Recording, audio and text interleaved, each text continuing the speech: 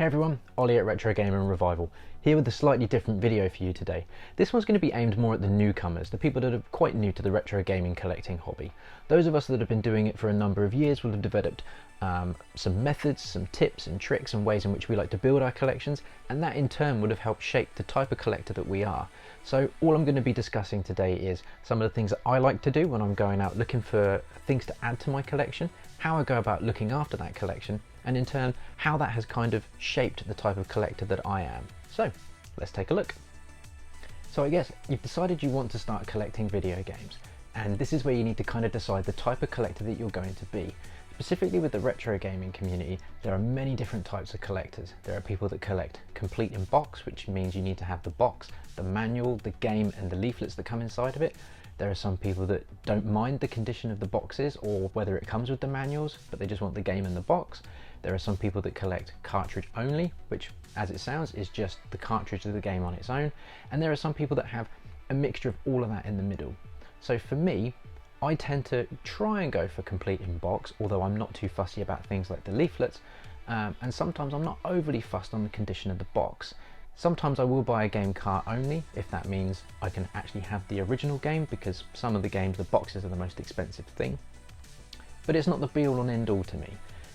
So as you can see from some of the collection behind me, I will go for complete in box where I can. However, it's not the end game for me.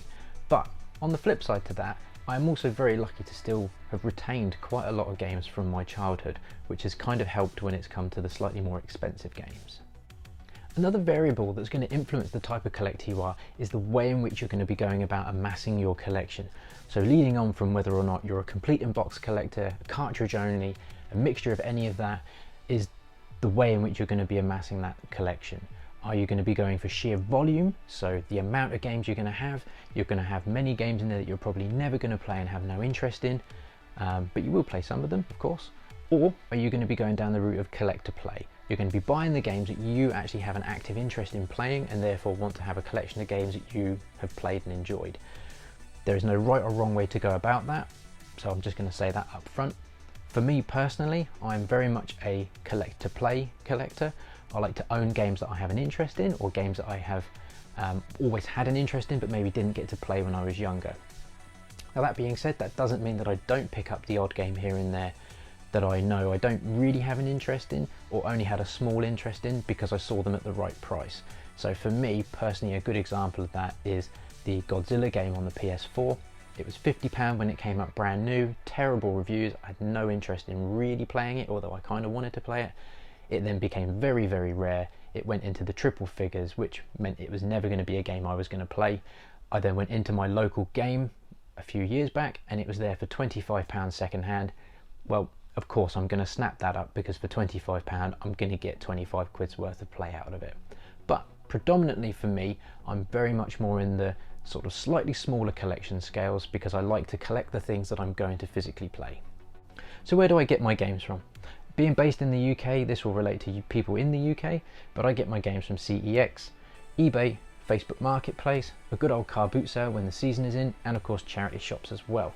I have very good success at pretty much all of those places, but the key to all of them is patience, biding your time and just not going for the first thing you see. With something like eBay, I tend to look at items that finish very late in the evening, early in the morning, and are auction only, predominantly because at that point less people are likely to be awake and I'm more than likely to be able to get the item for the price that I'm sort of willing to go to. With Marketplace, it's just about communicating with the seller. Message people, try and strike up a deal with somebody. If they've got a bulk item, maybe see if they're willing to separate the items you're looking for, and maybe look at things that are further afield from drivable distance from where you are. I've had very good success rate with people that are up in the north, sometimes even in Scotland, who are willing to pay the postage or put the item in for postage as long as you cover that. So that can be a pretty good way to go about doing that. With things like charity shops and car boot sales, the best thing to do is get to know the people that work there, or if it's a stall at a car boot sale, get to know the seller. Frequently these people just kind of want to turn the items over fairly quickly, and are more than willing to strike up deals in terms of pricing. And with CEX, they are very attuned to the market value of certain games, and to be fair, they can be very fair with their pricing. That being said, you can still get a lot of good deals in CEX. If you're looking to build your PS2 collection, for example, there are so many great PS2 titles in CEX well under a fiver, well under a pound even sometimes. So as with everything, for me personally, with all of these options, is I like to bide my time, I like to see what's out there, and I'm more than willing to just take that little bit of time to try and get it for the value that I'm personally willing to pay for it. Something I actually like to do is take care of my games and take care of my collections. So with things like the older Nintendo systems, Nintendo 64, NES, Game Boy, Super Nintendo, those systems, all the games come in cardboard boxes, which of course is going to deteriorate over time, or if you're constantly taking things on and off of your shelf, it's going to affect it. I cannot recommend enough picking up plastic box protectors for this very reason.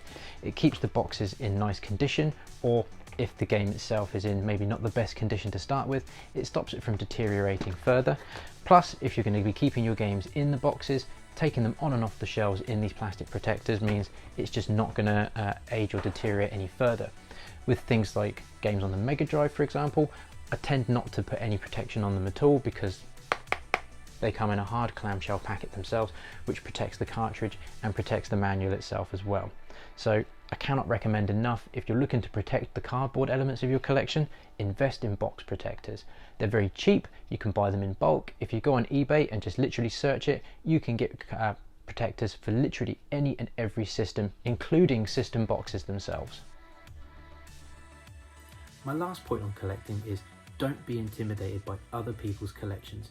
If you're new to the hobby, I could see it becoming quite overwhelming sometimes if you were to go on YouTube and watch lots of people's room tours and collection updates and really see that some people have got some absolutely insane collections. But you have to appreciate that some people will have been doing this for decades, and you can add to your collection over decades quite nicely without having to go totally overboard. So really just enjoy your collection. Enjoy your collection process of starting from probably not very much and getting it to wherever you want it to get to. Because for me, part of the enjoyment of collecting is actually the thrill of the chase, the thrill of looking for those games that you're looking for. And sometimes you'll be looking for a number of years, if like me, you're willing to play the patience and waiting game.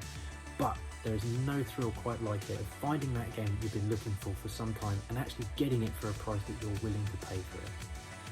So there we go, there's a bit of an insight into my collecting process, how I go about trying to look for the games that I look for, the type of collector that I am, and the way I've gone about it over the years.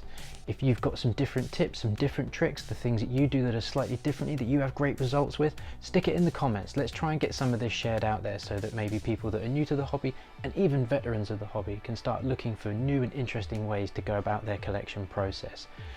Thank you so much for watching if you've stuck with it for this long. Please consider hitting that subscribe button to keep up to date with everything on Retro Gaming Revival. Hit that bell button to be notified every time we put out a new video. I've been Ollie, and I will see you next time.